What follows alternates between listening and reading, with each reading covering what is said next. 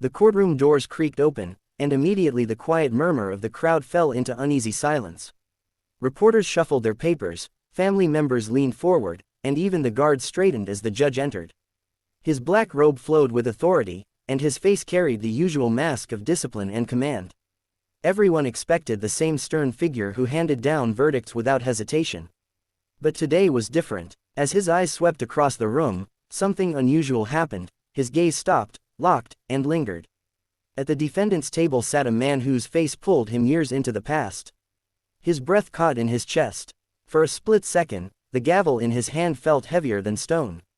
He wasn't just looking at an accused man, he was looking at the boy who had once raced him down dirt roads, shared stolen apples, and whispered secrets under the stars. The recognition struck him like a blow.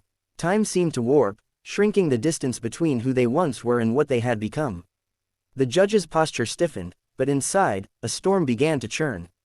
The authority he carried into the room clashed violently with the memories rising in his heart.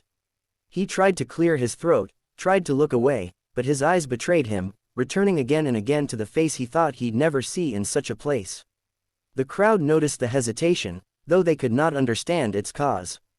The defendant, too, slowly raised his head. Their eyes met, and for the briefest moment, the courtroom vanished. No guards, no jury, no crime, only two boys from another time, staring across a gulf of years and choices. The silence in that moment was deafening, louder than any outburst. And though the judge finally forced himself to speak, calling the court to order, everyone present could feel it. Something unspoken had shifted in the room, and nothing about this trial would be ordinary. The defendant shifted in his chair, the faintest trace of a smile forming as recognition flickered in his eyes. He saw past the robe, past the gavel, past the years that had hardened his old friend's face.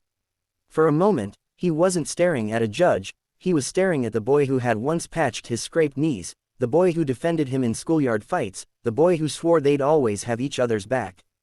That memory softened the tension in his shoulders, though the reality of his situation weighed heavier than chains. The courtroom, unaware of the history between the two men, buzzed with restless energy. A woman in the gallery whispered to her neighbor, wondering why the judge seemed unusually shaken. The lawyers exchanged glances, sensing something strange but unable to pinpoint its cause.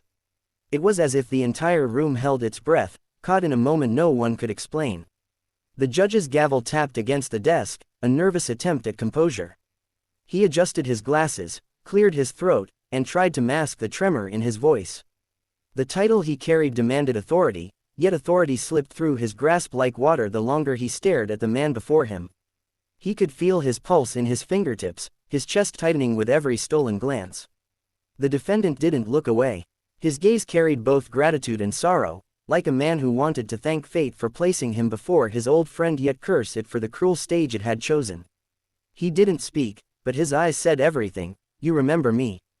And I remember you. The unspoken bond spread through the room like an invisible current, pulling everyone into silence. The tension was no longer just about guilt or innocence, it was about two lives, two histories, colliding in a place where memory had no legal standing, but power all the same. The prosecution rose with confidence, shuffling through thick stacks of paper as if victory were already in their hands. Their voice rang out sharp and steady, detailing every piece of evidence with precision. Photographs were displayed, testimonies read, timelines laid out with cold, clinical clarity. To the jury, it painted a picture of a man guilty beyond doubt, a man whose hands were stained not with childhood memories but with crime. Yet, as the judge listened, his mind betrayed him. Each statement about ruthlessness clashed with images of a boy who once shared his lunch on days when he had none, who stood in the rain with him when no one else did. When the prosecutor described him as heartless, the judge remembered the boy who cried when they buried a stray dog they'd tried to save. Every accusation felt like a knife, cutting away at memories he thought were unshakable truths. The jurors scribbled notes, their faces grim and convinced. The courtroom hummed with certainty that the case was airtight. But behind the bench, the judge's heart faltered. He was supposed to remain a wall, unmoved, impartial, the very embodiment of justice. Instead, doubt gnawed at him, small and insistent, like cracks forming in glass that once seemed unbreakable. He clenched his gavel, his knuckles white, forcing his expression into one of control. But beneath the mask, conflict brewed. Was he staring at a criminal who deserved punishment, or a brother in spirit who had lost his way? The law demanded one answer, his heart whispered another. And for the first time in years, the judge feared that justice might not be as clear as he had always believed. When the defense's turn came, the atmosphere in the courtroom shifted. Instead of his attorney standing to argue, the defendant slowly rose to his feet, his chains clinking faintly in the silence. All eyes turned toward him. His voice was steady at first, but it carried the weight of years spent stumbling down roads he never meant to take. He spoke not like a man trying to escape punishment, but like someone desperate to finally be understood. He admitted his failures, the reckless choices, the wrong people, the nights where desperation clouded his judgment. He didn't paint himself as a saint, nor did he beg for pity. Instead, he spoke of regret, the kind that carved itself into his soul and lingered long after the damage was done. He described moments when he had stood at the edge of doing right and wrong, only to fall into the easier darkness. And as he spoke, the courtroom no longer saw just a defendant, they saw a man broken by the weight of his own mistakes. But then his words turned. His eyes lifted, not to the jury, not to the crowd, but to the bench. He spoke of the boy he once knew, the boy who had believed in him when no one else did. His voice trembled as he said he wished he had lived a life worthy of that faith. He didn't say the judge's name, but everyone in the room felt the connection. The silence was so heavy it seemed to bend the air. The judge sat frozen, every word striking deeper than any piece of evidence. His gavel felt useless in his hand, his robe like a costume hiding a man who could not stop remembering. He wanted to look away, but the pull of that gaze, the plea of an old friend asking not just for justice but for recognition, held him captive. And though no one spoke it aloud, everyone in the room knew this was no longer just a trial about guilt or innocence. This was a reckoning between two lives, one that the law could not fully measure. Hours crawled by as the jury retreated behind closed doors, leaving the courtroom in a tense, echoing silence.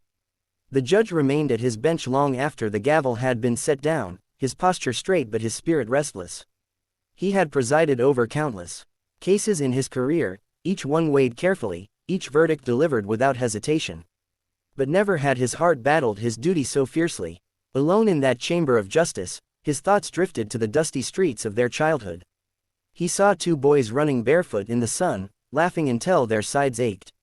He remembered late nights lying on rooftops, whispering promises to each other beneath the stars, that no matter where life took them, they would never stand alone. Those memories came rushing back with painful clarity, colliding violently with the man now on trial for crimes that could not be ignored. He buried his face briefly in his hands, the weight of the robe pressing down heavier than ever before. Was he capable of true impartiality? Could he strip away the boy he remembered from the man the world now judged? Justice demanded blindness, but his heart could not unsee what his memory revealed. Every second that ticked by felt like a test he wasn't sure he could pass.